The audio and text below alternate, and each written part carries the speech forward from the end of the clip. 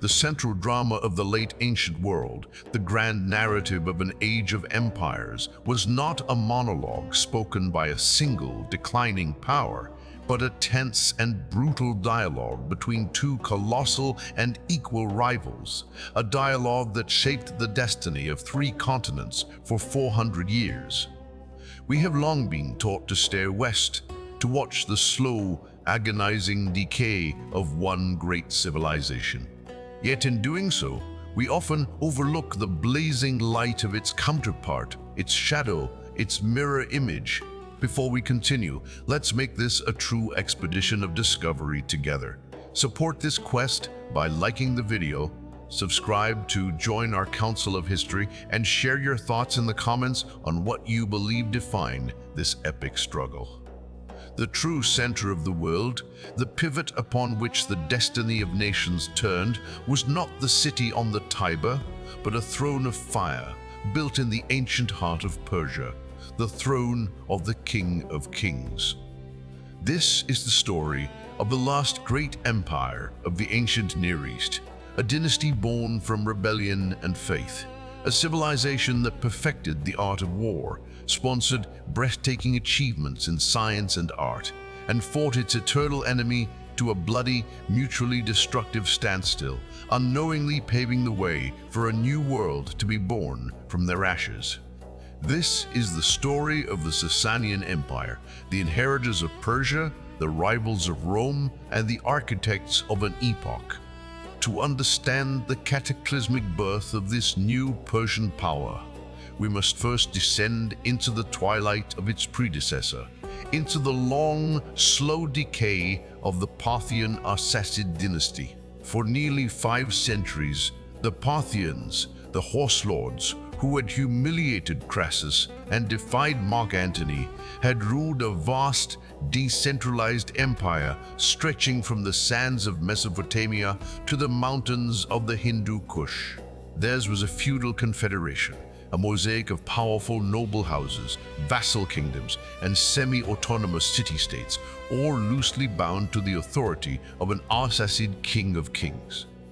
This very decentralization, once a source of incredible resilience, had by the dawn of the 3rd century become a terminal disease. The great noble families, houses like the Shuran and the Karen, had grown so powerful that they acted as independent sovereigns, their loyalty to the crown a matter of convenience rather than duty. The empire was in a state of perpetual low-grade civil war, with rival claimants to the throne frequently rising and falling, backed by this or that noble faction. The constant, draining wars against the Roman Empire in the west and the Kushans in the east had exhausted the treasury and bled the military dry. The central authority of the King of Kings had become a phantom, a hollow crown presiding over a fractured and disintegrating realm. The Parthian state was a magnificent ancient tree, its branches still stretching wide, but its core had been hollowed out by decay, ready to be toppled by the first significant storm. The storm would gather not on the frontiers, but in the very heartland of Iranian identity, the province of Pars, known to the Greeks as Persis.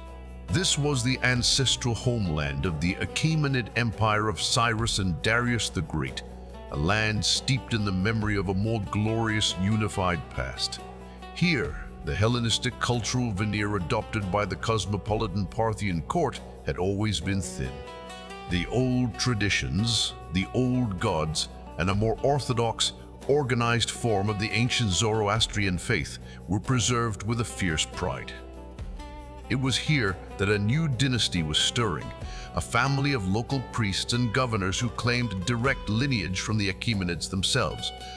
They were the House of Sassan, and they saw themselves not as rebels, but as restorers, the rightful heirs to a betrayed legacy. The figure who would transform this local ambition into a world-changing revolution was a man named Ardashir, the son of Papak. He was a vassal of the Parthian king, the ruler of a small principality in Pars, but he possessed a vision that was anything but small. Ardashir was a man of profound religious zeal, military genius, and ruthless ambition.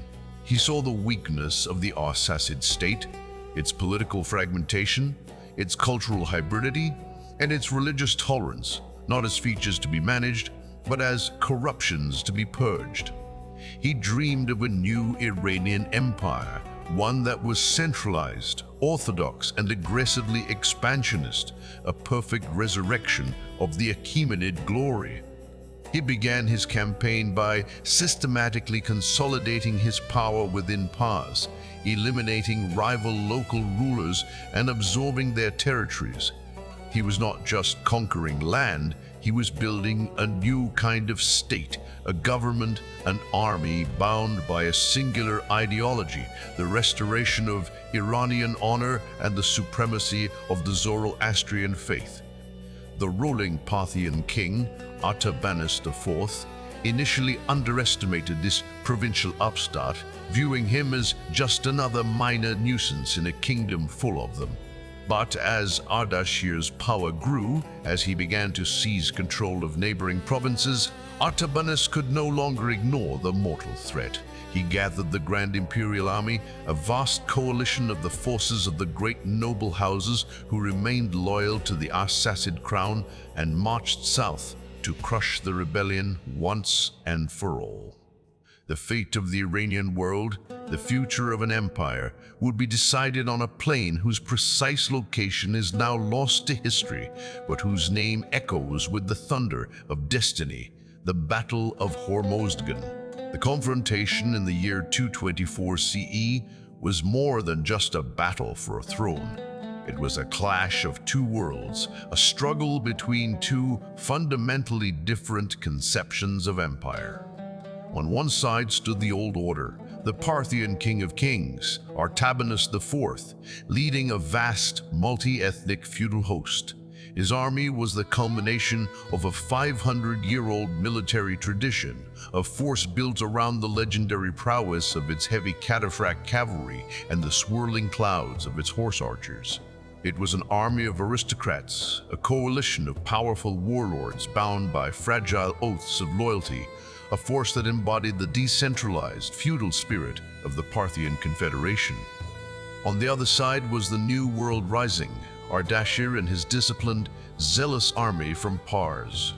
While also strong in cavalry, Ardashir had begun to build a new military model, incorporating well-drilled infantry units and fostering a sense of national and religious unity that transcended mere feudal obligation. His soldiers were not just fighting for a warlord, they were fighting for a cause, for the restoration of a golden age, for the glory of their god, Ahura Mazda. They were imbued with a fervor and a discipline that the fractious Parthian host could no longer match. The details of the battle itself are shrouded in the mists of legend, passed down through epic poems and later histories that lionize the victor. What is known is that the fighting was brutal and decisive. The climax of the battle, according to tradition, was a dramatic duel between the two leaders themselves. Ardashir, the rebel priest king, charged directly at Artabanus, the last great Parthian monarch, and struck him down. With the death of the King of Kings, the heart was ripped from the Parthian army. The fragile coalition of noble houses shattered, and the imperial host dissolved into a chaotic rout. The victory at Hormozgan was total. The Sassanian dynasty, which had ruled for nearly half a millennium, was effectively extinguished in a single day. Ardashir was now the undisputed master of the Iranian plateau. He marched in triumph to the Parthian capital of Ctesiphon on the Tigris River, a sprawling metropolis that had for centuries been the heart of a cosmopolitan and tolerant empire. There, in a grand ceremony, he was crowned not merely as King of Kings, but with a new, more potent title, Shahanshah of Iran, the King of Kings of the Iranians. This was a declaration of a new beginning. It signaled a conscious and radical break with the Parthian past. The new Sassanian Empire was to be an explicitly Iranian and Zoroastrian state. Ardashir immediately set about constructing the ideological and administrative foundations of his new world order. He established Zoroastrianism as the official state religion, creating a powerful hierarchical church that was intrinsically linked to the authority of the crown. The new state was to be a partnership between the throne and the altar, each reinforcing the other. The religious tolerance of the Parthians was replaced with a new orthodoxy, and the high priest, the Mobadan Mobad, would become one of the most powerful figures in the empire. Ardashir also initiated a process of centralization, seeking to break the power of the great noble families who had been the bane of the Parthian kings. While he could not eliminate them entirely and was forced to incorporate many into his new system, he fundamentally altered the balance of power, creating a new bureaucratic class loyal to the central government and asserting the ultimate authority of the Shahanshah. This new empire was also defined by its relationship with the past. The Sassanians engaged in a deliberate and highly successful campaign of historical revisionism. They sought to erase the memory of their Parthian predecessors, casting the 475-year Arsacid period as an illegitimate interruption, a dark age between the glorious Achaemenid Empire and their own righteous restoration. They positioned themselves as the direct blood and spirit heirs of Cyrus and Darius, the true guardians of Iranian civilization. This act of historical rebranding was so effective that it has shaped our understanding of Persian history ever since, contributing to the very reason the mighty Parthian Empire often feels like a phantom in the annals of the past. The new fire kindled by Ardashir was not merely for internal consumption, it was a beacon of aggressive expansion, a declaration of intent to the world. Almost immediately, he launched campaigns to secure the old Parthian frontiers, crushing resistance in the east and pushing into northern Mesopotamia. But the ultimate target, the ultimate rival, the entity that the new Sassanian state would define itself against for its entire existence, lay to the west. Ardashir's vision was not just to restore the Persian Empire, but to reclaim all the lands once held by the Achaemenids, a territory that included Anatolia, Syria, and Egypt, lands that were now core provinces of the Roman Empire. The stage was being set for a new and even more ferocious chapter in the centuries-long struggle between Persia and the West. The rise of the Sassanian dynasty under Ardashir was not a mere change of rulers, it was a profound paradigm shift that sent shockwaves across the ancient world. The Romans, who had grown accustomed to the fractious and often predictable nature of the Parthian state, were now confronted by a new and terrifying adversary. The Sassanian Empire was centralized, ideologically driven, and possessed a seemingly inexhaustible well of religious and nationalistic fervor. Ardashir, I did not see the Euphrates River as a traditional boundary to be respected, as the Parthians often had. He saw it as an illegitimate scar carved across the face of his rightful inheritance. His initial military campaigns were a direct and brutal challenge to the Roman order in the Near East. He launched invasions into Roman Mesopotamia, besieging key cities like Nisibis and Carrhae, the very site of the infamous Roman disaster centuries earlier. These were not mere border raids. They were wars of reclamation, and they forced a Rome, then embroiled in its own chaotic crisis of the 3rd century, to take notice. The Roman Emperor Severus Alexander, a young and inexperienced ruler, attempted to counter the Sassanian threat with a massive 3-pronged invasion. The campaign was a logistical nightmare and ended in a costly and humiliating failure, a clear sign that the military balance of power had fundamentally shifted. The new Persian war machine was a formidable evolution of its Parthian predecessor. The Sassanians retained the powerful combination of heavy cataphract cavalry and skilled horse archers, but they refined it, creating an even more heavily armored and disciplined version of the cataphract, the clibinari, where both rider and horse were almost completely encased in armor. Furthermore, Ardashir and his successors placed a new emphasis on siege warfare and logistics, learning from Roman techniques and developing a sophisticated engineering corps capable of reducing the most formidable fortified cities. They also fostered a permanent professional military class, the Azadan, a lesser nobility bound by honor and faith to serve the Shahanshah, ensuring a consistently high quality of leadership and soldiery. The new empire was a military powerhouse organized for perpetual conflict. When Ardashir died in 242 CE, he passed to his son Shapur I, an empire that was secure, ideologically coherent, and poised for greatness. Shapur was, in many ways, the true architect of the Sassanian imperial vision, a ruler who possessed all of his father's ambition and military skill, but combined it with a strategic patience and a surprisingly cosmopolitan worldview. He was determined to realize the Achaemenid dream and deliver a series of blows to Rome that would shatter its prestige and establish the Sassanian Empire as the undisputed superpower of the age. His reign would become a relentless, decades-long war against a succession of Roman emperors, a conflict that would reach a climax unprecedented in the long history of Romano-Persian rivalry. Shapur I's great campaign began almost immediately upon his ascension to the throne. In 244 CE, he clashed with a massive Roman army led by the Emperor Gordian III. At the Battle of Misishi, near modern-day Fallujah in Iraq, Shapur inflicted a decisive defeat upon the Romans. Gordian III was killed in the battle, a shocking event that the Sassanian propaganda machine would trumpet as a sign of divine favor.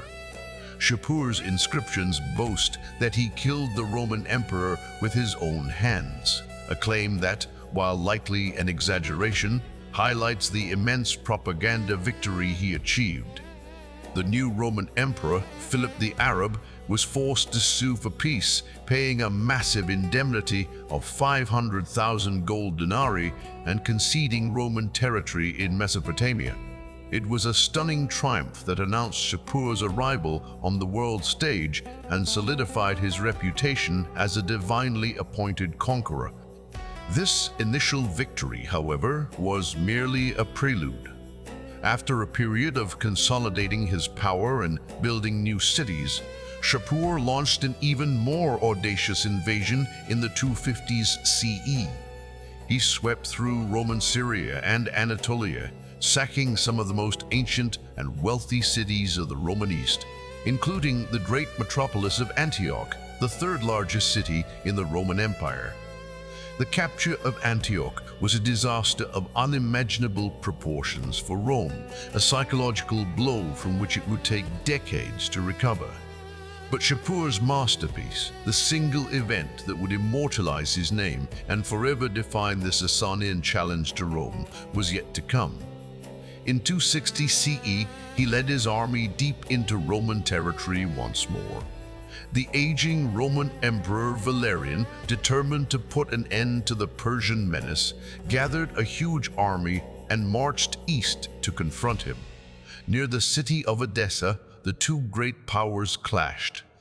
The details of the battle are obscure, but the outcome was a catastrophe for Rome on a scale that dwarfed even the disaster at Carrhae. The entire Roman army was surrounded and defeated, and in an event that would have been unthinkable to any Roman, the Emperor Valerian himself was captured alive.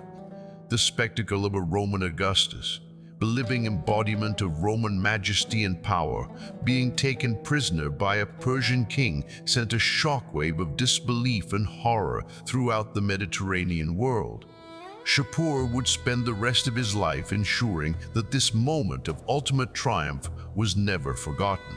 He commissioned a series of magnificent rock reliefs, most famously at Naksh-i-Rustam, the burial site of the great Achaemenid kings.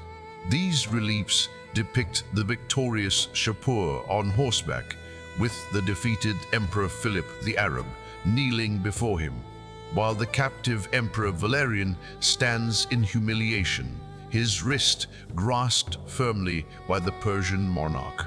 It was the most powerful piece of political propaganda in the ancient world, a permanent, rock-carved declaration of Sassanian supremacy and Roman impotence.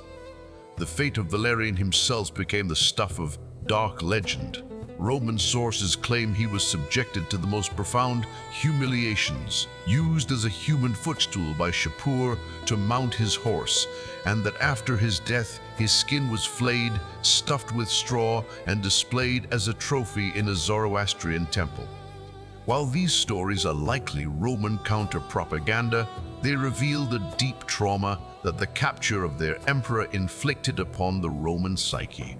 Shapur's victories fundamentally redrew the political map of the East, but his vision extended beyond mere conquest. He was a great builder, founding several new cities, including Bishapur and Gundashapur, which would become a famed center of learning. He also presided over a period of surprising religious ferment. While a devout Zoroastrian himself, Shapur showed a remarkable tolerance for other faiths within his empire. It was during his reign that the prophet Mani emerged, preaching a new syncretic religion, Manichaeism, that blended elements of Zoroastrianism, Buddhism, and Christianity. Mani found favor at Shapur's court, and for a time it seemed this new faith might become a major force in the empire. Shapur I's reign represents the first great peak of Sassanian power, a golden age of military victory and cultural confidence. He had not only defeated Roman armies, but had humiliated Roman emperors, creating a legacy of dominance that would inspire his successors and haunt the nightmares of Roman generals for centuries to come. He had proven that the new Persian Empire was not just an equal to Rome, but in his time, its superior. The dialogue between the two empires had been established, and it was a dialogue written in blood, stone, and the shame of a captured emperor. The towering legacy of Shapur I, a monarch who had brought the Roman Empire to its knees, cast a long and formidable shadow over his successors. The period following his death in 270 CE was marked by a series of shorter, less distinguished reigns, a time of internal consolidation, religious strife, and a subtle but significant shift in the balance of power within the Sassanian state. The immediate heirs of Shapur, Hormizd I and Bahram I, maintained the empire's strength, but they lacked the grand strategic vision of their predecessor. The primary focus of this era turned inward towards defining the very soul of the empire. This was a battle that would be fought not on the frontiers, but in the fire temples and the royal court, and its central figure was not a king, but a priest. His name was Kartir, and he was arguably one of the most powerful and influential figures of the entire 3rd century. Kartir was a Zoroastrian cleric who had begun his rise under Shapur I, but it was under Shapur's successors that his influence became absolute. He was a religious zealot, a brilliant organizer, and a masterful politician who envisioned a Sassanian empire that was not just Zoroastrian by tradition, but rigidly orthodox and intolerant in its very structure. He saw the religious pluralism that had been tolerated by Shapur I as a grave danger to the state's spiritual and political integrity. Under the reigns of Bahram I and Bahram II, Kartir's power reached its apex. He accumulated an unprecedented number of religious and political titles, effectively becoming the co-ruler of the empire. He initiated what can be described as the first great religious persecution in the Sassanian period. The nascent faith of Manichaeism, which had enjoyed royal protection under Shapur, was now targeted with ruthless efficiency. The prophet Mani, who had returned to Persia, was arrested, tried, and executed in a gruesome manner, becoming a martyr for his faith. Kartir's inscriptions, a unique and invaluable source for this period, boast of his achievements. And I, Kartir, inflicted punishment upon the Jews, Buddhists, Brahmins, Nazarenes, Christians, and other heretics. Idols were destroyed, the dens of demons were disrupted and overturned, and they were made into thrones and seats for the gods. This campaign to forge a monolithic state church had profound consequences. It ended the period of creative religious syncretism and established a strict Zoroastrian orthodoxy as the unshakable bedrock of Sassanian identity.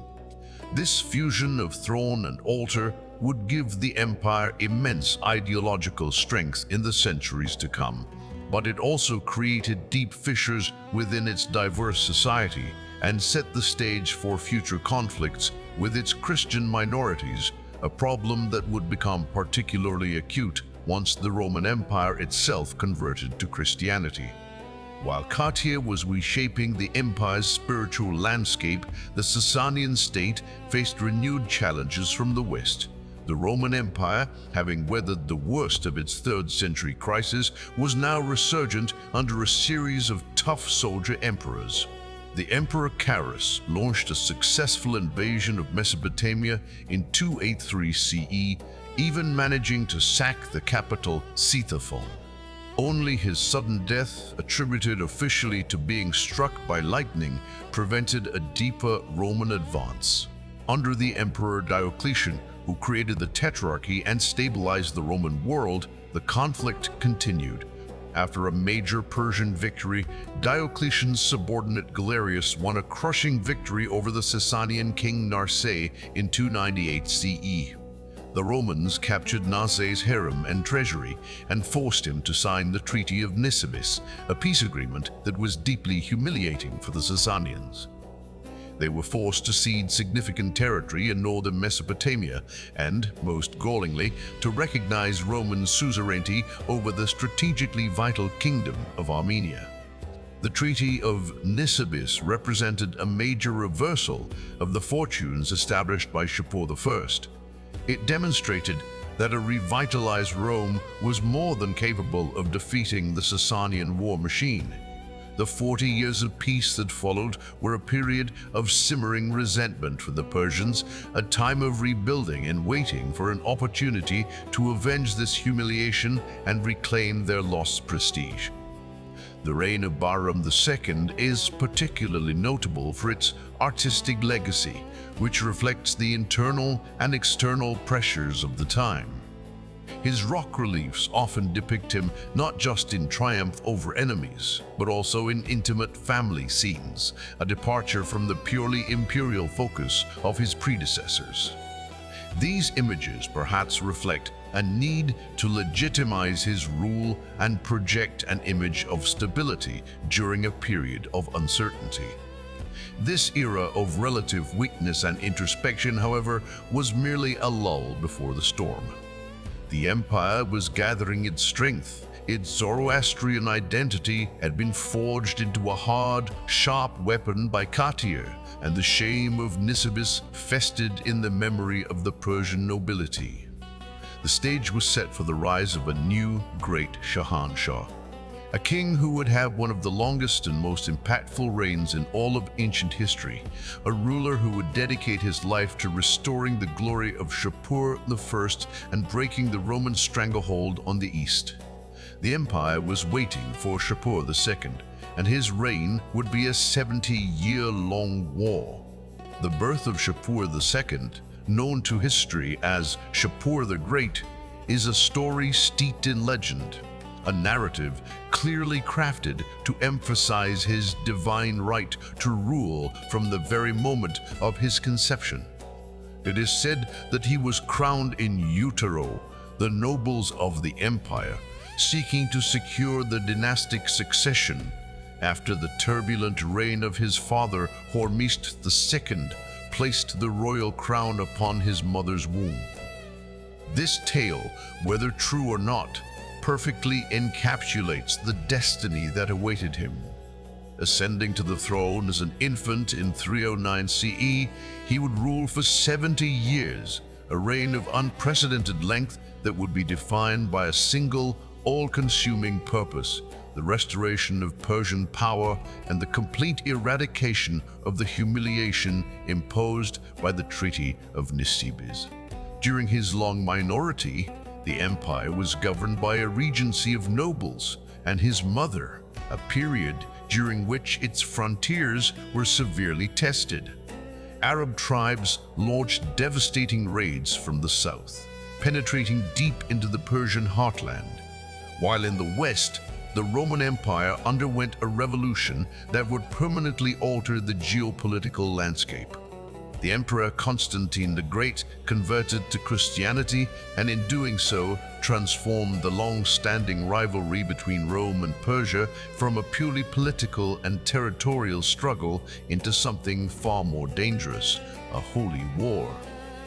The large Christian population within the Sassanian Empire, previously viewed with suspicion, was now seen as a potential fifth column, a dangerous internal enemy with allegiance to the Christian Roman Emperor. This new reality would fuel centuries of persecution and mistrust. Once Shapur II came of age, he unleashed his vengeance with a ferocity that stunned his enemies. His first major campaigns were directed against the Arab tribes who had plagued his kingdom. He led his army south, systematically crushing the raiders, driving them back across the Persian Gulf, and in a brutal act of deterrence, he is said to have had the shoulders of captured Arab chieftains pierced and strung together, earning him the grim Arabic moniker, Du al-Aqtaf, he who pierces shoulders. Having secured his southern flank, he turned his gaze west to the great enemy, Rome.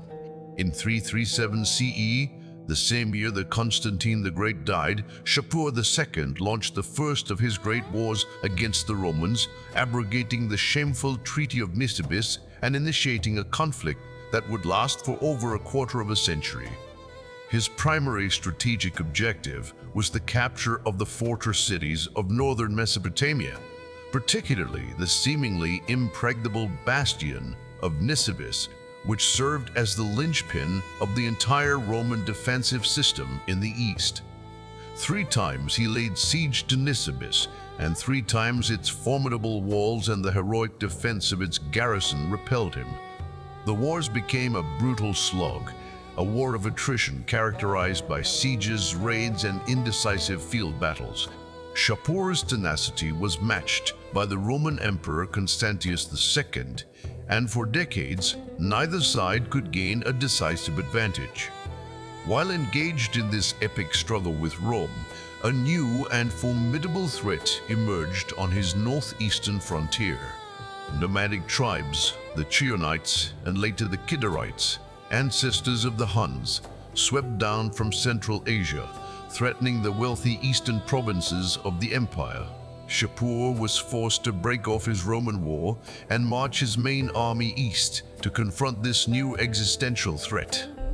For several years, he fought a difficult and bloody war on the steppes, a conflict about which we know little, but which tested the Sassanian military to its limits. He eventually succeeded in pacifying the frontier, defeating the nomads and compelling them to become his allies. This eastern campaign was a crucial, if unsung, achievement. Shapur returned to the west not only with his eastern flank secured, but with powerful new contingents of nomadic cavalry incorporated into his army. In 359 CE, with his full power now concentrated, Shapur II launched his final and greatest offensive against Rome. This time, he bypassed the fortress of Nisibis and, with the help of a Roman defector, laid siege to the great city of Amida. After a long and brutal 73-day siege, the city fell and was mercilessly sacked.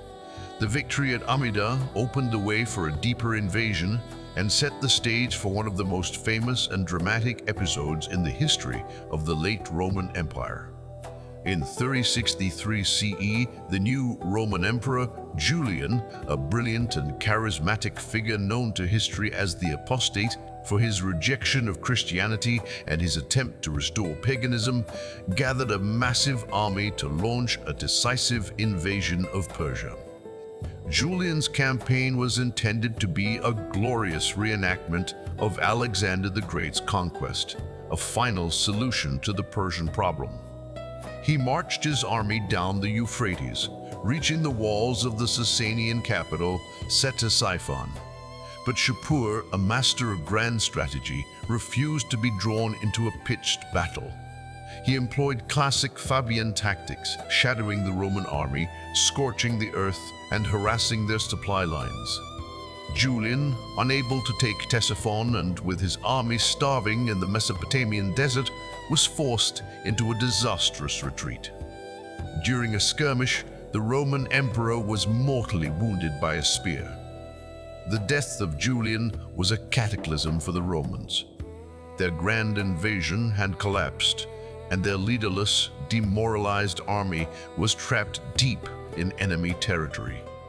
The new emperor, Jovian, was forced to accept a peace treaty that was as humiliating for Rome as Nisibis had been for Persia.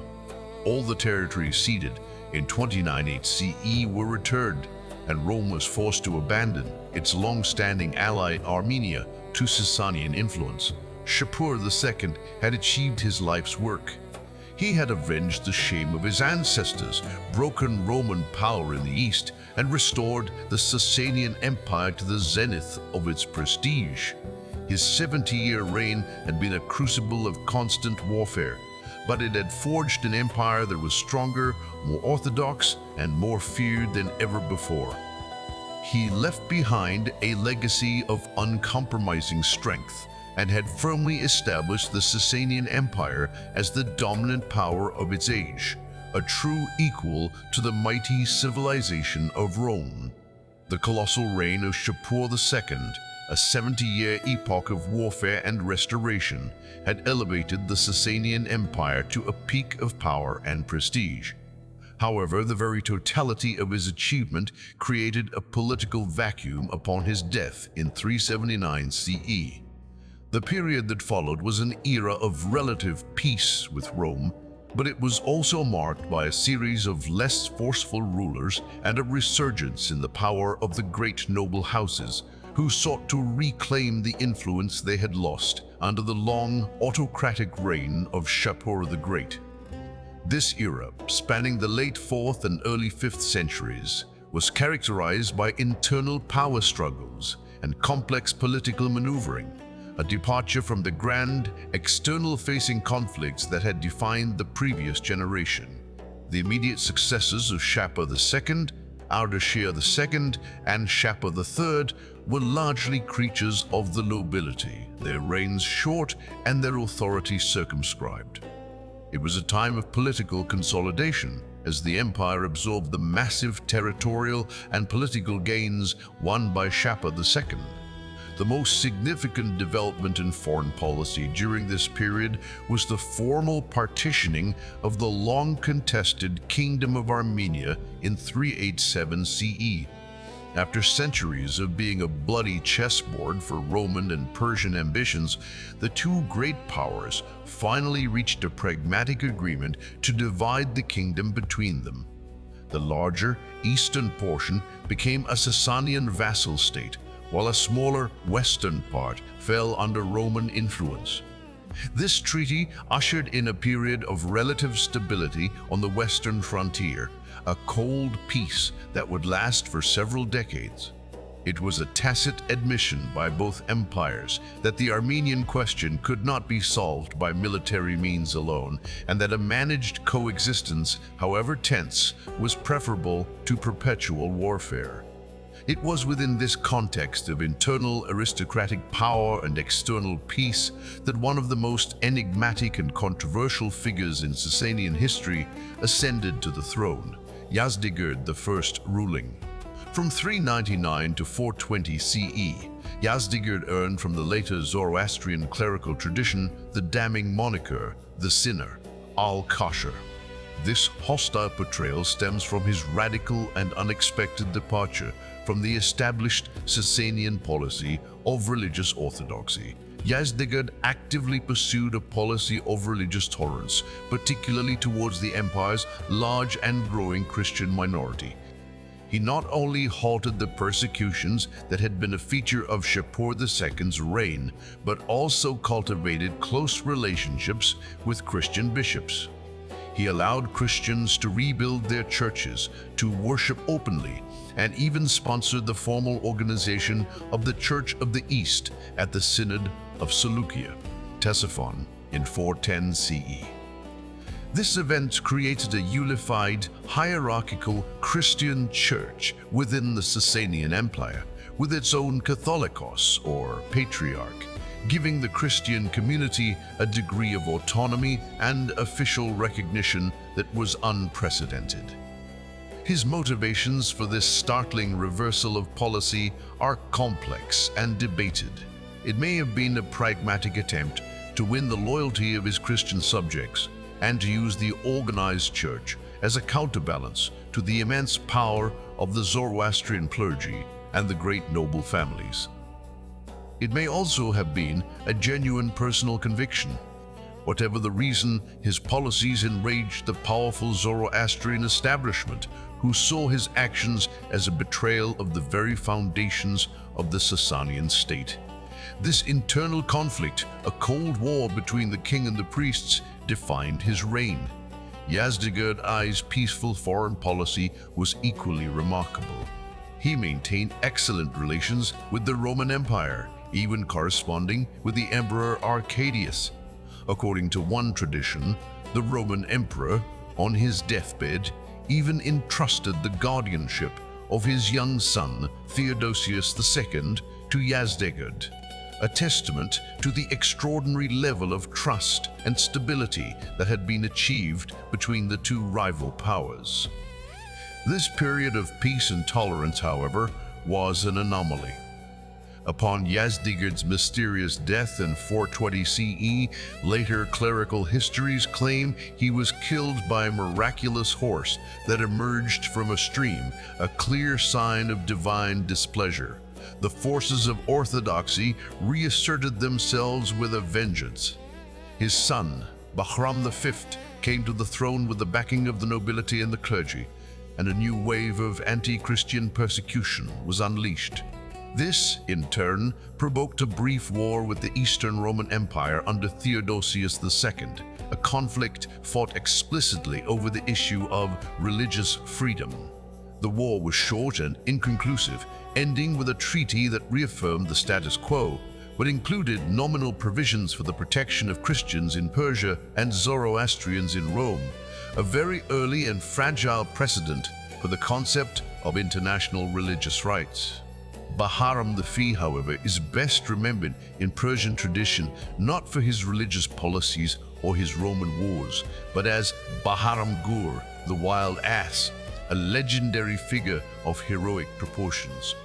He became the archetypal hunter-king, a romantic, swashbuckling hero whose exploits in the hunt and in love became the subject of epic poetry, most famously in the Shahnameh, the Book of Kings, by Ferdowsi. He was a figure who embodied the martial and aristocratic ideals of the Iranian nobility. His reign saw the Sassanian Empire face a new and even more dangerous threat from the east than the one Shapur II had faced. A powerful new nomadic confederation, the Hephthalites, or White Huns, emerged from Central Asia and began to press upon the Sassanian frontier. Bahram V led a campaign against them, and according to the legends, won a great victory, killing the Hephthalite king in single combat and driving them back across the Oxus River. This victory, whether as glorious as the legends portray or not, temporarily secured the eastern frontier and burnished Bahram Gur's heroic reputation. This period, from the death of Shapur II to the reign of Bahram V, represents a fascinating chapter of Sassanian history. It was a time when the empire turned inward, grappling with the fundamental questions of its own identity, the balance of power between the crown and the nobility, and the complex challenge of governing a multi-religious society.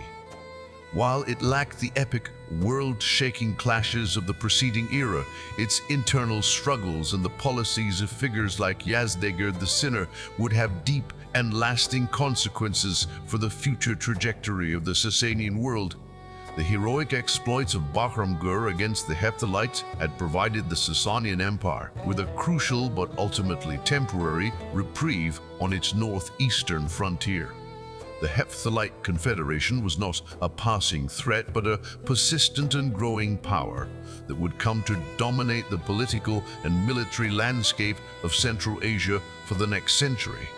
The middle of the 5th century saw the Sassanian state drawn into a prolonged and disastrous struggle against this formidable nomadic enemy, a conflict that would bring the empire to the very brink of annihilation and trigger a profound internal crisis. The successor of Bahram Gur, Yazdegerd II, was a pious Zoroastrian who reversed his grandfather's policy of tolerance, launching persecutions against Christians and Jews. His attempt to forcibly reconvert Christian Armenia to Zoroastrianism sparked a massive rebellion, culminating in the heroic but tragic Battle of Avaraya in 451 CE. While the Sassanians were militarily victorious, the fierce resistance of the Armenians, led by Vardan Mamikonian, convinced the Persians to abandon their policy of forced conversion and grant Armenia a degree of religious autonomy. This conflict in the west, however, was a distraction from the escalating danger in the east. Yazdegerd II spent much of his reign fighting grueling and inconclusive campaigns against the Hephthalites, a struggle that would be inherited by his son and successor, Peroz I. The reign of Peroz I from 459 to 484 CE is one of the most tragic in Sassanian history, a story of royal arrogance, obsession, and catastrophic failure. Peroz was consumed by the Hephthalite threat and dedicated the entirety of his kingdom's resources to achieving a decisive victory. His first major campaign was a disaster. He was defeated and captured by the Hephthalite king and was only released after promising a massive ransom and, most humiliatingly, agreeing to pass under a yoke, a symbolic act of submission. The Eastern Roman Empire, recognizing the danger a complete Sassanian collapse would pose to their own security, helped pay the ransom, a clear indication of how dire the situation had become. Undeterred by this humiliation and burning with a desire for revenge, Peroz spent years rebuilding his army for a final, decisive showdown. Against the advice of his counselors, he launched a second massive invasion of Hephthalite territory. The Hephthalite king, a masterful strategist, laid a sophisticated trap. He had a vast trench dug, lightly covered, and then feigned a retreat, luring the Sassanian army forward at full charge. The entire Persian host, with the king at its head, plunged into the hidden trench and was annihilated. Peroz was killed, along with the flower of the Persian nobility. The Sassanian Empire was left leaderless, its army destroyed, and its treasury empty. The Hephthalites overran the eastern provinces, extracting a crippling annual tribute from the shattered Persian state. The empire was effectively a Hephthalite vassal, its prestige in tatters. The death of Peroz plunged the Sassanian kingdom into a profound crisis. The decades that followed were a chaotic period of internal strife and external humiliation. A series of weak kings were put on the throne, puppets of the great nobles, while the Hephthalites loomed over the empire like a shadow. It was in this desperate environment, around 4188 CE, that a new king, Kavod I, a son of the disastrous Perros, ascended the throne. Kavod was a man of great intelligence and ambition, and he understood that the old Sassanian system was broken. The power of the great landowning nobles and the orthodox Zoroastrian clergy was so entrenched that it prevented any meaningful reform and made it impossible to raise the revenue needed to pay off the Hephthalites and rebuild the army. In a move that was either a stroke of political genius or an act of sheer desperation, Kavod did the unthinkable. He embraced a radical, revolutionary religious and social movement that had begun to sweep through the Persian countryside. This movement was led by a charismatic prophet named Mazdak. Mazdakism was, in essence, a radical reinterpretation of Zoroastrianism, preaching a form of proto-communism. Mazdak declared that wealth and women were the primary sources of sin and conflict in the world, and that they should be held in common by all men. He advocated for the radical redistribution of property, the breaking up of the great aristocratic estates, and the dissolution of the traditional family structure and harems of the nobility. For the impoverished and downtrodden masses of the empire, this was a message of liberation. For the nobility and the clergy, it was an apocalyptic threat to the very foundations of civilization. Kavod I saw in the Mazdakite movement a powerful weapon to break the power of his overmighty nobles and clergy. He officially sponsored Mazdak, unleashing a social revolution from the top down.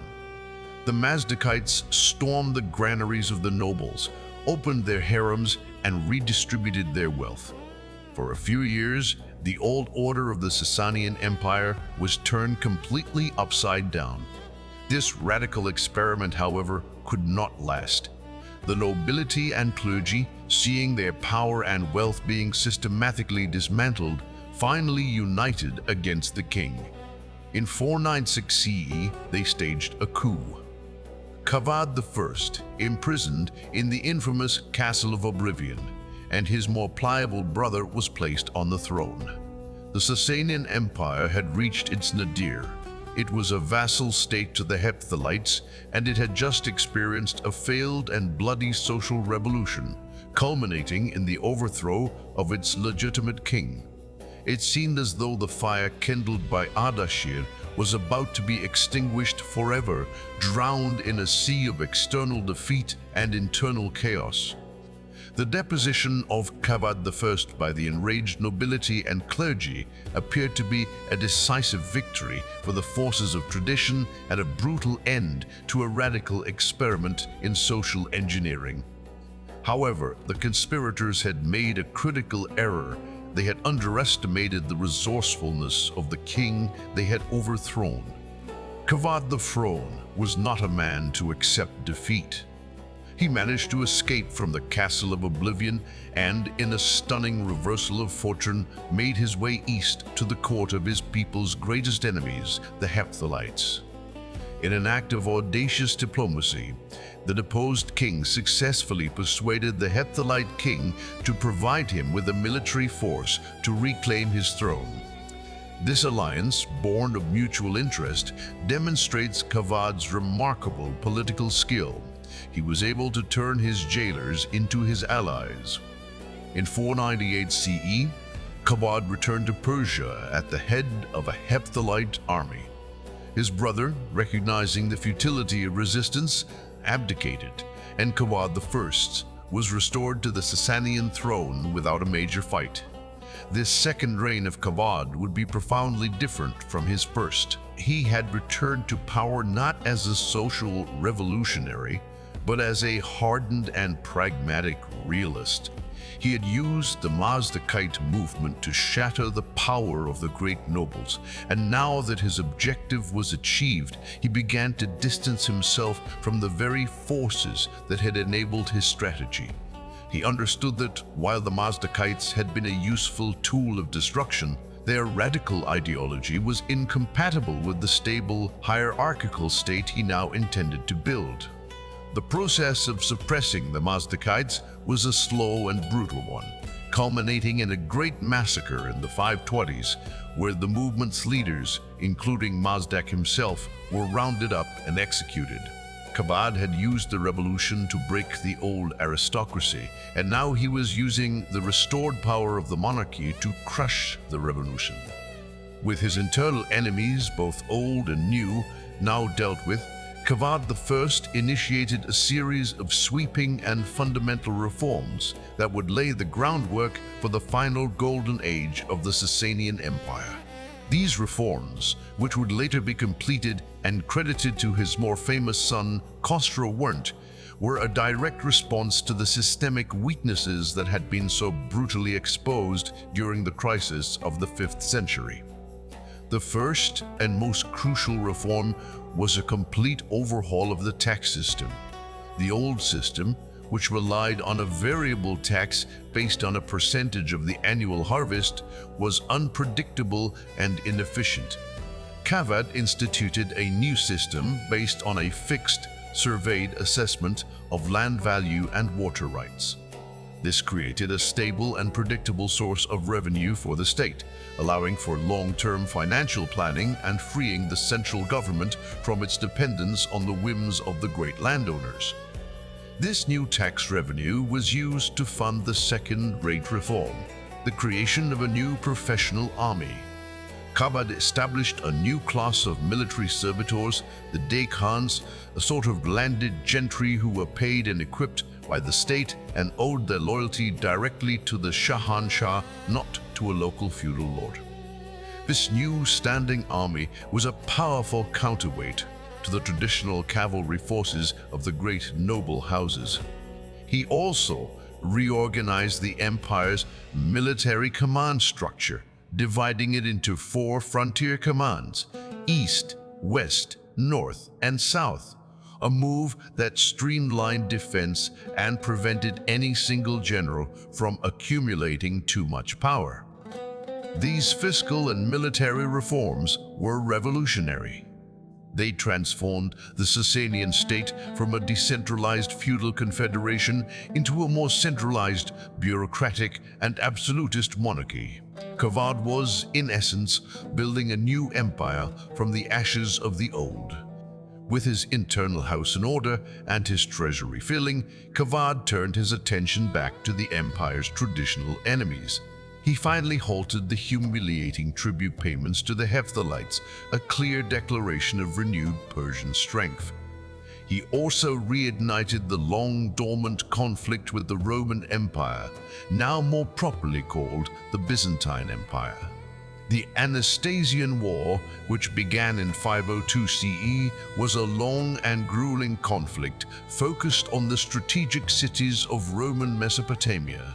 While it ended in a stalemate, it was a clear demonstration that the Sassanian Empire was once again a major military power, capable of meeting the Byzantines on equal terms.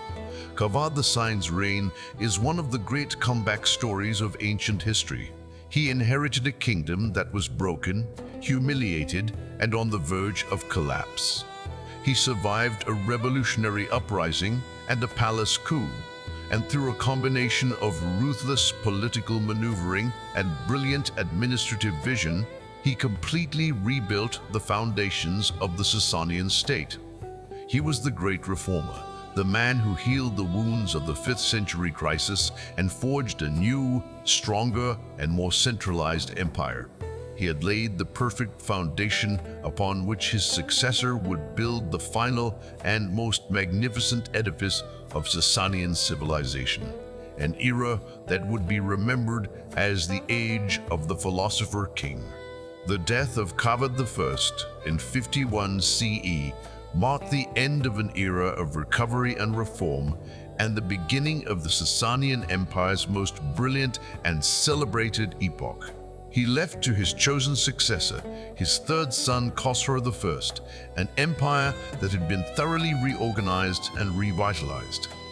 The treasury was full, the army was disciplined and loyal, and the power of the old fractious nobility had been curtailed. Khosrow I, who would be immortalized in Persian history with the epithet Anushirvan, of the immortal soul, was the perfect heir to this legacy. He was a man of immense intellect, boundless energy, and a deep appreciation for both the arts of war and the pursuits of peace. His reign, spanning nearly half a century from 531 to 579 CE, is universally regarded as the zenith of Sassanian civilization, a golden age of power, justice, and cultural achievement that would become a benchmark for all future Persian rulers. Khosrow's first act upon taking the throne was to secure his own power with a chilling display of ruthlessness. He eliminated his brothers and their supporters who might have challenged his claim, and he brought the Mazdakite movement to its final bloody end, cementing his alliance with the Orthodox Zoroastrian clergy. With his authority now absolute, he embarked on completing and expanding the great reforms his father had begun. He finalized the new tax survey, ensuring a massive and stable income for the state. He further professionalized the army, investing heavily in the new Day-Khan class of knights and equipping them with the finest armor and weapons. He was a tireless administrator, obsessed with efficiency and justice. He established a reputation for being the ideal philosopher-king, a ruler who was accessible to his subjects and merciless towards corrupt officials. Stories of his wisdom and his elaborate efforts to uncover injustice, such as sending out spies disguised as commoners to report on the conduct of his governors, became legendary. His reign was seen as a golden age of stability and prosperity, a time when the roads were safe, the fields were productive, and the law was respected. This internal consolidation of power was the foundation for an aggressive and brilliantly executed foreign policy. Khosrow's primary rival was the Byzantine Empire under its own legendary ruler, the Emperor Justinian I. The two men were titans of their age, and their reigns were a near constant struggle for supremacy. A grand chess match played across the deserts of Mesopotamia, the mountains of the Caucasus, and the sands of Arabia. In 532 CE, the two powers signed what they hopefully called the Perpetual Peace, but it lasted barely 8 years. In 540 CE, sensing an opportunity while Justinian's armies were bogged down in Italy and North Africa, Khosrow launched a devastating invasion of Byzantine Syria. He brilliantly outmaneuvered the Byzantine defenses and, in a move that echoed the triumphs of Shapur I, he captured and sacked the great city of Antioch. He deported a large part of its population back to Persia and settled them in a new, specially built city near Ctesiphon, which he named We Antioch Khosrow, or Khosrow's Better Antioch. This act was a masterstroke of both propaganda and economic policy, demonstrating his military might while simultaneously transferring the skills and wealth of Antioch's artisans and merchants directly into his own domain. The wars with Justinian continued for decades, a series of brutal but largely indecisive campaigns that drained the resources of both empires. Khosrow also expanded Sassanian influence in other directions. He decisively crushed the Hephthalite kingdom in the east, forming an alliance with the newly arrived Turkic tribes from the steppes to destroy their common enemy once and for all, thus avenging the humiliations of the previous century. He extended Sassanian power into Arabia, intervening in the politics of Yemen and establishing a Persian protectorate on the southern coast of the Arabian Peninsula, giving him control over the lucrative sea trade routes to India. But Khosrow I's legacy extends far beyond the battlefield. His court at Ctesiphon became a glittering center of culture and learning, attracting scholars and thinkers from across the known world.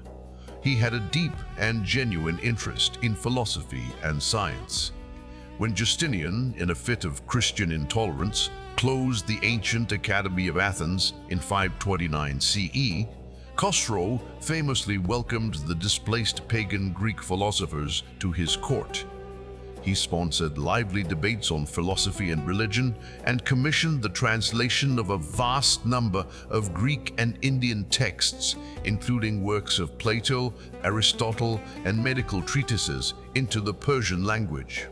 This monumental translation movement preserved a vast body of classical knowledge and played a crucial role in the later transmission of this learning to the Islamic world.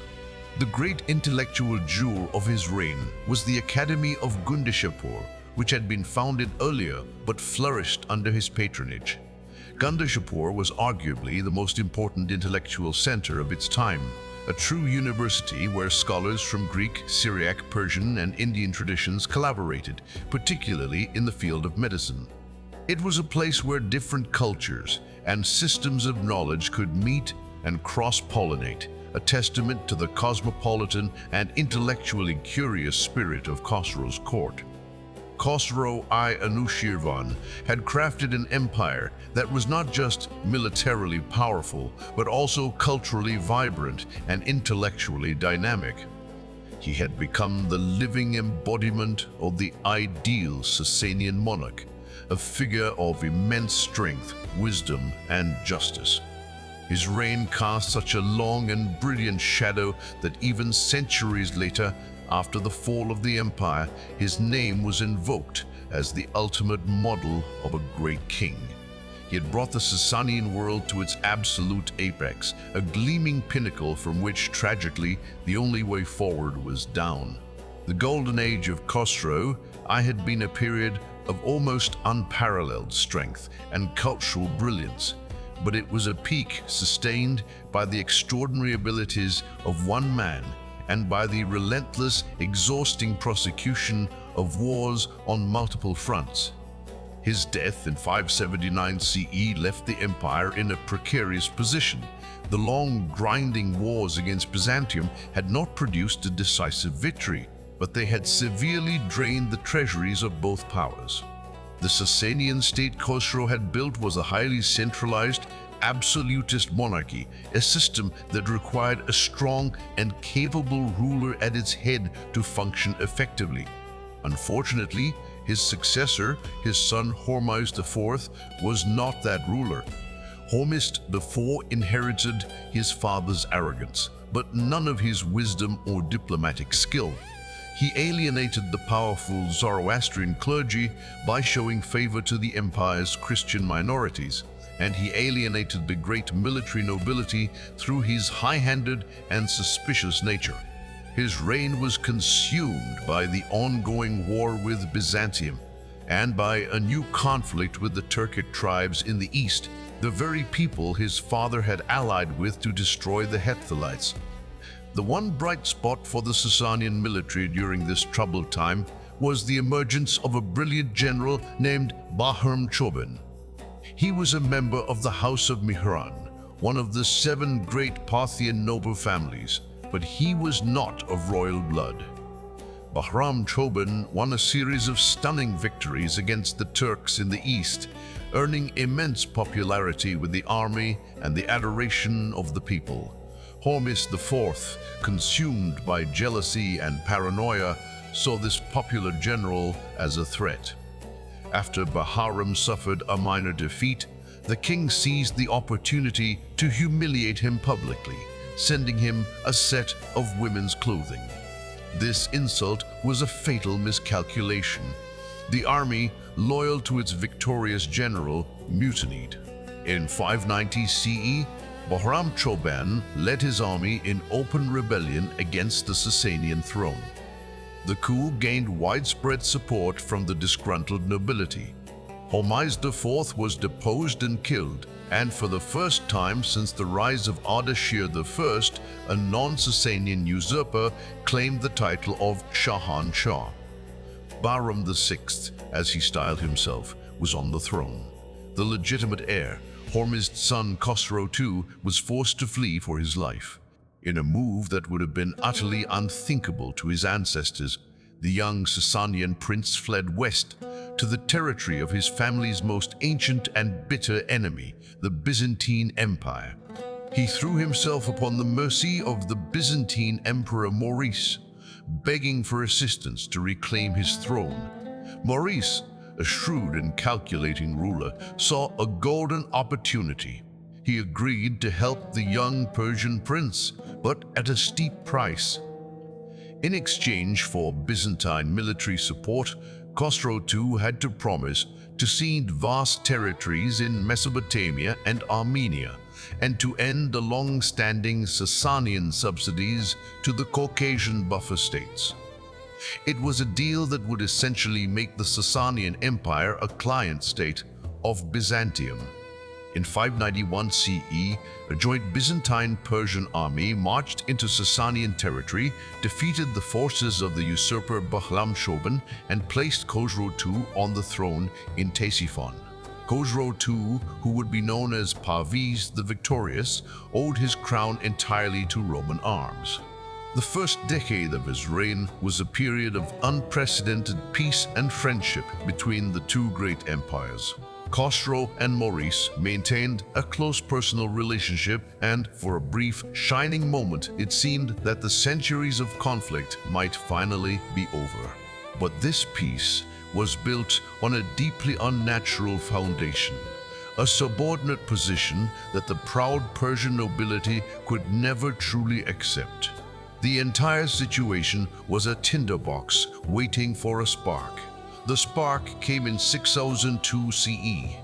The Byzantine Emperor Maurice, along with his entire family, was brutally murdered in a military coup led by a centurion named Phocas. The news of his patrons' and friends' murder gave Khosrow II the perfect pretext to unleash the war he had likely been planning for years.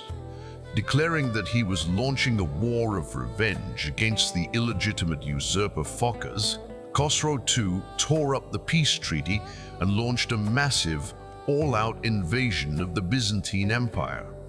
This would not be a limited border war for influence in Armenia or Mesopotamia. This was to be a war of annihilation, a final apocalyptic struggle to destroy the Byzantine Empire once and for all, and to finally realize the ancient Achaemenid dream of a Persian empire stretching to the Aegean Sea.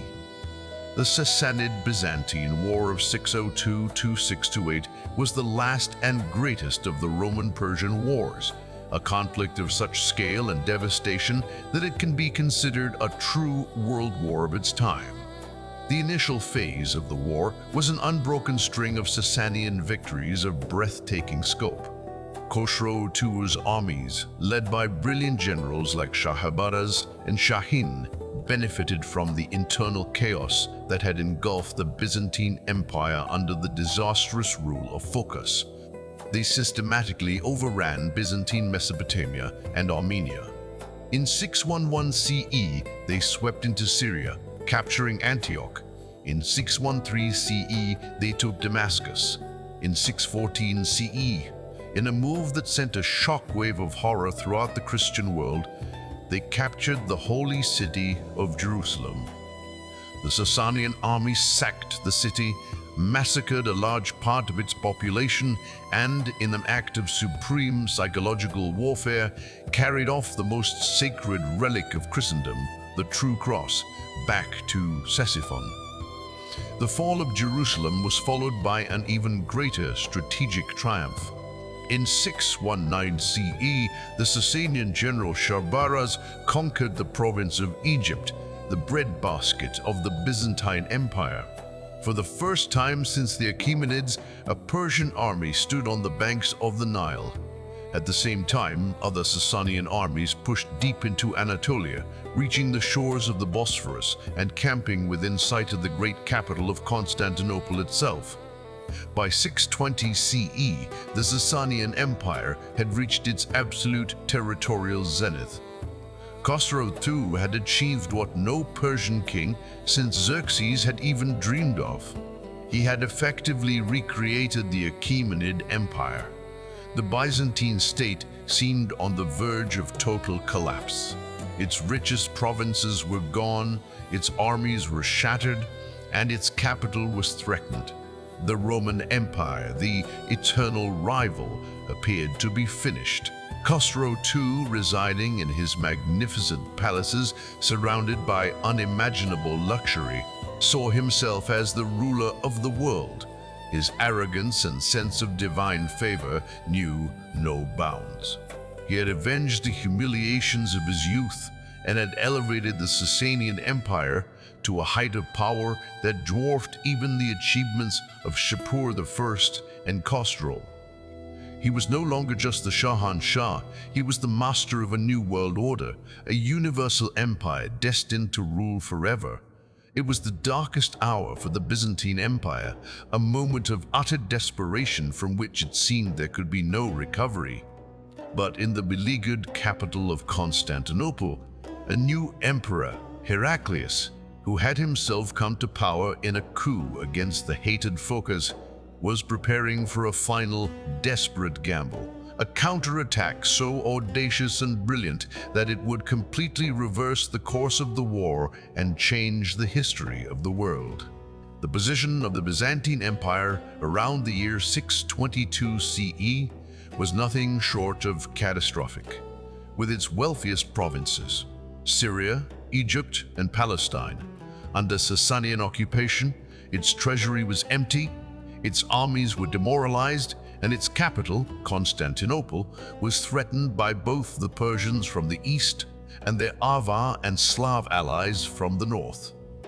The Emperor Heraclius, who had spent the first decade of his reign simply trying to hold the collapsing state together, made a decision of extraordinary courage and strategic genius. He decided to abandon a conventional defense and launch an audacious, high-risk counteroffensive aimed directly at the Persian heartland. In a move laden with religious symbolism, he borrowed the vast wealth of the churches of Constantinople to fund his new army, framing the expedition not as a mere military campaign, but as a holy crusade to avenge the sack of Jerusalem and recover the true cross. He was no longer just a Roman emperor, he was the champion of Christendom. In 622 CE, Heraclius sailed from Constantinople with his elite forces, leaving the defense of the capital to his subordinates. Instead of attacking the main Persian armies in Syria or Egypt, he landed on the coast of Anatolia and spent months drilling his new army into a disciplined and highly mobile fighting force. He had learned from the Persians, creating a force that was strong in cavalry and capable of rapid maneuvers. Then, in a series of brilliant campaigns over the next several years, Heraclius completely wrong-footed the Sassanian commanders. He bypassed their main armies and marched into the Caucasus and Armenia, threatening the very heartland of the Sassanian Empire from the north. He effectively turned the war on its head, transforming a defense of Byzantine territory into an invasion of Persia. While Heraclius was campaigning in the north, the Sassanian High Command made its final great push to end the war. In 626 CE, a massive Persian army under the general Shahbaraz advanced to the Bosphorus, while their Avar and Slav allies besieged Constantinople from the European side. It was the ultimate pincer movement, designed to take the Byzantine capital and decapitate the empire. The siege of Constantinople was one of the most famous and pivotal moments of the age. But the city's formidable triple-layered land walls, combined with the supremacy of the Byzantine navy in the Bosphorus, which prevented the Persians and Avars from linking up, held firm. The defenders of Constantinople, inspired by religious fervor and the leadership of the patriarch Sergius, repelled every attack. The Avar siege collapsed, and the Persian army was forced to withdraw. The failure to take Constantinople was a massive psychological and strategic blow to the Sassanians. The myth of their invincibility was shattered. At the same time, Heraclius was forging a crucial alliance with the Turkic tribes of the Caucasus. With his army now bolstered by tens of thousands of Turkic horsemen, he launched his final, decisive invasion of Mesopotamia in 627 CE. Khosrow II, now seemingly paralyzed by his own arrogance and refusing to believe the gravity of the situation, failed to organize an effective defense. He had alienated his best generals, including the brilliant Sharbaraz, whom he suspected of treason. In December of 627 CE, near the ruins of the ancient Assyrian city of Nineveh, Heraclius forced a confrontation with the main Persian field army. At the Battle of Nineveh, the Byzantine army won a crushing and total victory. The Sassanian army was annihilated. Heraclius was now free to march wherever he pleased. He advanced towards the Sassanian capital of Ctesiphon, sacking the grand palaces of Khosrow II along the way. The Persian king, the great conqueror who had dreamed of ruling the world, was now a fugitive in his own land. The spectacular reversal of fortunes was too much for the Sassanian nobility to bear. They had grown to despise Khosrow II for his tyranny, his arrogance, and the endless, ruinous war. A conspiracy of disgruntled generals and nobles, including his own son Kavad II, rose against him. In early 628 CE, Khosrow II Parviz, the most victorious and ultimately the most disastrous of all the Sassanian kings, was overthrown, imprisoned, and executed. His fall was as swift and brutal as his rise had been spectacular. Kavad II immediately sued for peace with Heraclius, agreeing to withdraw from all conquered Byzantine territories, release all prisoners of war, and, most importantly, return the sacred True Cross. Heraclius returned to Constantinople in triumph, hailed as a new Alexander, the savior of the Roman Empire and of Christendom. The long and apocalyptic war was finally over, but it was a victory from which neither side would ever truly recover. Both empires were left utterly and completely exhausted, their manpower depleted, their treasuries empty, their populations ravaged by decades of relentless, total war. They had fought each other to a bloody, bitter standstill, only to leave themselves defenseless against a new, unforeseen storm that was gathering on the fringes of their world. A storm that would sweep them both away and create a new world order on the ruins of the old. The end of the Great War and the death of Khosrow II plunged the Sassanian Empire into a terminal death spiral. The peace treaty signed by Kavad II was a complete humiliation, undoing 2 decades of conquest and sacrifice. Kavad II's reign was short and disastrous. He executed his brothers to secure his throne, wiping out most of the male line of the Sassanian dynasty, and then died of the plague just a few months after taking power. His death in 628 CE unleashed a period of complete and utter chaos. The Sassanian state, which for so long had been a highly centralized autocracy, completely fractured. In the space of just 4 years, from 628 to 632 CE, the throne was claimed by a dizzying succession of at least a dozen different rulers, including 2 women, Turandot and Azarmaidokt, daughters of Khosrow II, and the ambitious general Sharbaraz, who briefly seized the throne for himself. The empire was consumed by a devastating civil war.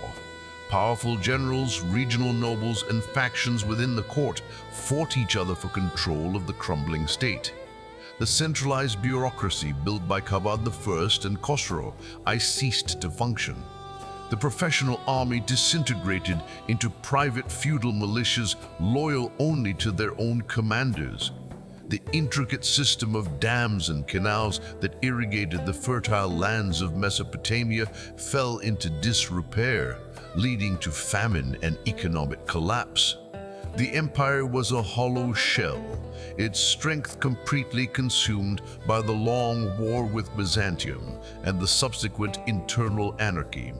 It was in this moment of ultimate weakness, while the 2 great empires of Rome and Persia lay exhausted and bleeding, that the Arab armies, unified by the new faith of Islam, erupted out of the Arabian Peninsula.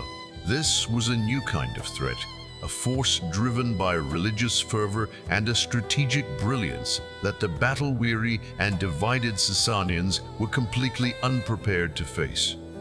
The initial Arab raids into Sassanian Mesopotamia were met with disorganized and ineffective resistance. The final attempt to restore order to the Persian state came with the ascension of the young Yazdegerd III, a grandson of Khosrow III, in 632 CE. He was the last king of the House of Sassan, a tragic figure destined to preside over the complete dissolution of his ancestral empire. He desperately tried to rally the feuding noble houses and reconstitute the imperial army, but it was too little, too late. The bonds of loyalty that had held the empire together for 4 centuries had been irrevocably broken. The decisive confrontation came in 636 CE at the Battle of Al-Qadisiyah. A large, hastily assembled Sassanian army, led by the general Rostam Farrokhzad, met the smaller, more mobile, and highly motivated Arab Muslim army. The battle lasted for several days and was a brutal, hard-fought affair. In the end, a blinding sandstorm, which the Muslims saw as a sign of divine intervention, blew into the faces of the Sassanian soldiers. The Persian army was routed, and their commander, Rostam, was killed. The defeat at Al-Qadisiyah was a mortal blow. It shattered the main Sassanian field army and left the rich province of Mesopotamia, including the capital Ctesiphon, completely open to the invaders. Yazdegerd III fled east to the Iranian plateau, abandoning his capital, which was soon captured and sacked by the Arabs.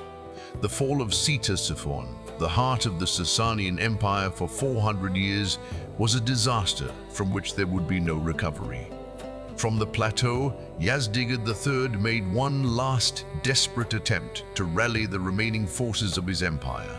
He gathered a final grand army drawn from the eastern provinces, and in 642 CE he confronted the advancing Arabs at the Battle of Nahawand. The battle, which the Arabs would later call the Victory of Victories, was another catastrophic Sassanian defeat.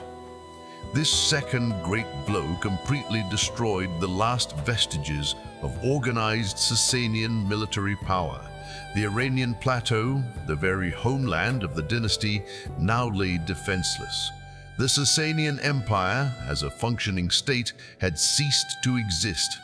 The Arab conquest of Persia was now only a matter of time.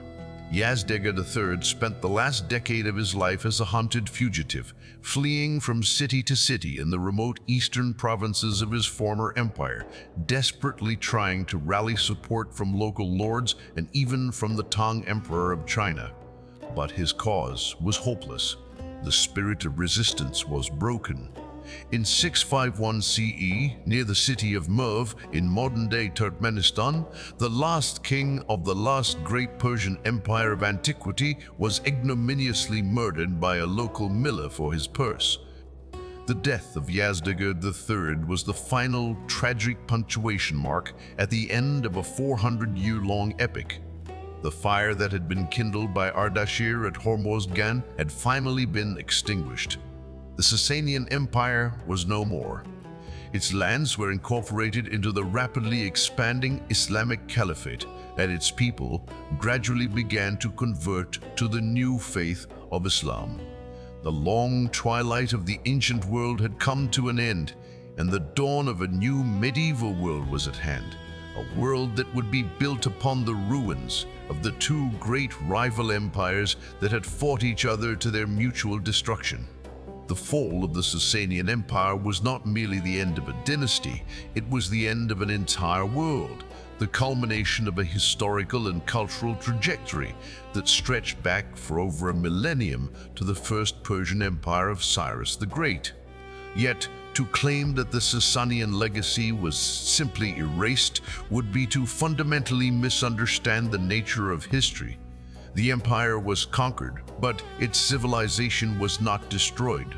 Instead, it was absorbed, transformed, and transmitted, becoming one of the foundational pillars of the new Islamic civilization that replaced it. The most immediate and tangible legacy of the Sassanians was administrative.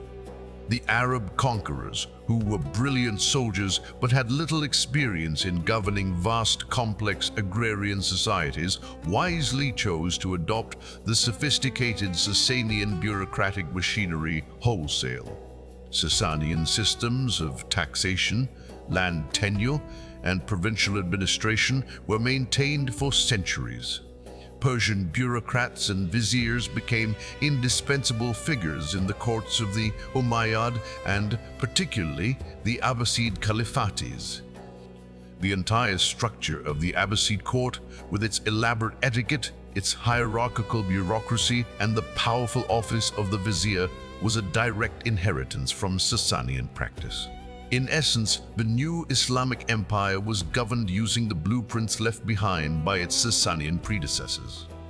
Militarily, the Sassanian model of heavy cavalry continued to exert a powerful influence. The tactics and equipment of the elite Sassanian knights were adopted and adapted by the armies of the caliphate and would influence the development of cavalry warfare throughout the medieval Islamic world and beyond. The very ideal of the mounted warrior aristocrat, the knightly code of conduct, and the romanticism of the royal hunt, all central to the Sassanian identity, endured as powerful cultural tropes. Culturally, the Sassanian impact was perhaps even more profound.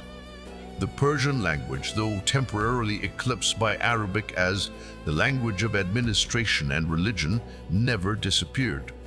It underwent a transformation, absorbing a vast Arabic vocabulary but retaining its core Iranian structure, eventually re-emerging as New Persian, the language of the Shahnameh, and a rich new literary tradition. The stories, myths, and historical legends of Sassanian Iran, particularly the epic tales of its kings and heroes, were not forgotten. They were preserved and celebrated, forming the core of the Iranian national epic and becoming a central component of cultural identity for Persian-speaking peoples down to the present day. The figures of Ardashir, Shapur, Bahram Gur, and especially Khosrow I Anushirvan were immortalized as models of kingship, justice, and heroism. In the realms of art and architecture, Sassanian motifs, the iconic winged crowns, the royal hunting scenes, the highly stylized depictions of animals and plants persisted and were integrated into Islamic art. Sassanian architectural principles, such as the use of the great barrow vault Iwan and the dome on squinches, became defining features of mosque and palace architecture throughout the Islamic world. The Sassanian synthesis of Eastern and Western artistic traditions provided a rich vocabulary for the artists and architects of the new civilization. Perhaps the most significant Sassanian legacy, however, was the idea of Iran itself. It was the Sassanians who, for the first time, consciously and systematically formulated the concept of Iran-Shar, the dominion of the Iranians. They forged a national identity based on a shared language, a shared religion, Zoroastrianism, and a shared historical narrative that linked them back to the Achaemenid Golden Age. Even after the political entity of the Sassanian Empire was gone and the majority of its people had converted to Islam, this powerful sense of a distinct Iranian cultural and historical identity endured. It is this resilience that allowed Persian culture to experience a great renaissance within the Islamic Caliphate, creating a unique synthesis of Islamic faith and Persian civilization. The Sassanian Empire, therefore, stands as the great bridge connecting the ancient Iranian world to the medieval and modern one. They were the final and most brilliant guardians of a civilization that was thousands of years old. They fought Rome to a standstill, created a stable and prosperous society and fostered a culture of extraordinary richness and sophistication. Their story is a dramatic and often tragic epic of ambition, faith, war, and collapse. But in their fall, they bequeathed a legacy of statecraft, culture, and identity that would not only survive, but would profoundly shake the world that was built upon their ashes. They were the last fire of ancient Persia, a fire whose embers continued to glow long after the empire itself had returned to dust.